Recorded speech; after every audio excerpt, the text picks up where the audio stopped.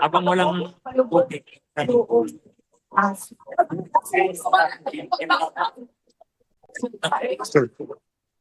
Ayan. Alam mo yun? Pero alam nyo, matiwala lang kayo sa Diyos. Sa Diyos. Dahil, makikita nyo na lahat ng bagay ay merong purpose. Para nalilito. Ako. Nakikita, the moment na nangyayari siya, pero kapag nangyari na yung bagay o yung purpose para sa ginawa sa iyo na tadhana o na Diyos, ay naiintindihan mo na kung ano yung planning. Yes. Gusto ko ng example na ganito, na sinasabi ko, everything has A reason. A reason. Sorry. Last year, napalitaan niyo yung nagbiyahe ako ng Munich, diba? Yung binanatan nila ako ng binanatan, nagbiyahe ako, pinakapapuntang Munich. Yan sila.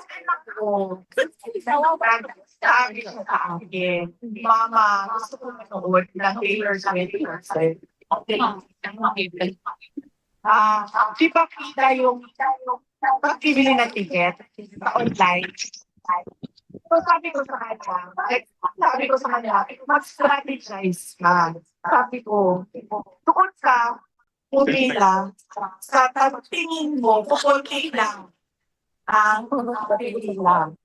Ibig sabihin, sabi ko sa kanya, sabi ko, Singapore, syempre naman siya sa Asia, hindi ko to isa, hindi ko support. Sabi ko sa kanya, sa tingin ko, konti lang ako rin sa akin. Sabi ko sa kanya, oh, shit! Baka dito yung